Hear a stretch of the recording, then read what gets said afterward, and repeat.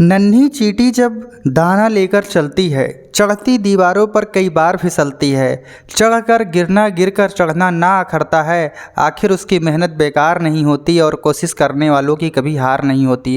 नमस्कार बच्चों, मैं हूं विपिन और स्वागत करता हूं आप सभी का अपने परिवार विपिन स्टडी क्लासेस में। मेरे प्यारे बच्चों, आप सभी को पता है कि आज 1 मई से आप सभी के आरंभ बैच और बुनियाद बैच की क्लासेस स्टार्ट हो रही हैं और आज का क्लास हमारा बुनियाद बैच के माध्यम से क्लास 9th के बच्चों के लिए रस का तीसरा वीडियो है।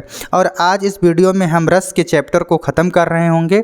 तो आपके रस में केवल 2 ही रस था, एक श्रृंगार रस और एक था वियोग रस।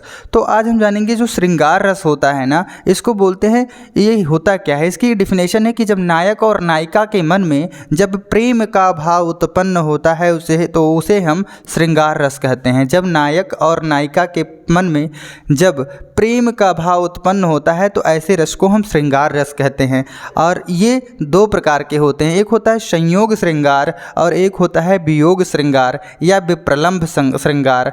तो जो संयोग श्रृंगार होता है ना, इसमें जब नायक नायिका एक दूसरे से मिलते हैं या एक दूसरे को देखते हैं और जो उनके मन में जो भाव, जो प्रेम, एक दूसरे के प्रति जो मोह होता है, उसे हम श्रृंगार रस कहते हैं। जैसे करत बतकही अनुत संग, मन सिए रूप लुभान, मुख सरोज मकरंद छवि, कर मधुप यह पान। जो हमारा वियोग श्रृंगार है ना, इसका मतलब होता है कि जब नायक नायिका एक दूसरे से जब अलग होते हैं या दूर चले जाते हैं और उनके मन में जो एक दूसरे के लिए जो यादें होती हैं और उन यादों को सोच करके जब वो दुख होते हैं उसको, तो ऐसे श्रृंगार, जब वो दुखी हो जाते हैं और उसको सोचते हैं तो ऐसे रस को हम वियोग श्रृंगार कहते हैं, या एक दूसरे से जब अलग हो जाते हैं।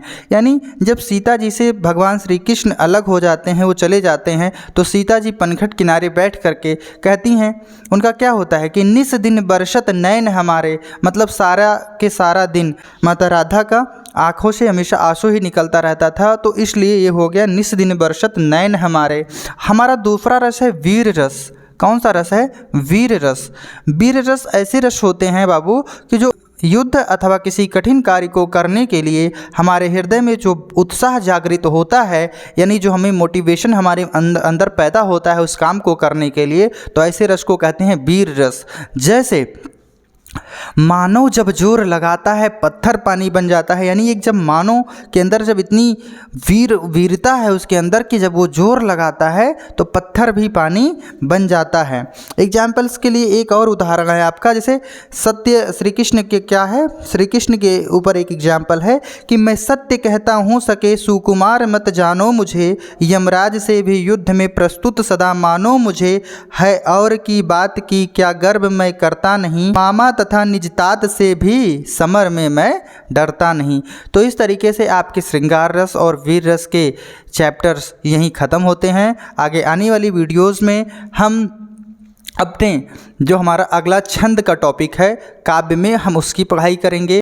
और आप सभी सारे बच्चे अपने बुनियाद बैच और आरंभ बैच से जुड़ जाओ और टेलीग्राम ग्रुप से भी जुड़ जाना, ताकि तुम्हारे सारे कॉन्सेप्ट क्लियर हो सके। तुम्हें जो पढ़ने में प्रॉब्लम होती है उसको उस ग्रुप में सेंड करो, फिर उसके बाद से जो भी टीचर्स हैं यहाँ पे वो आपके सारी क्वेश्चन का आंसर देंगे।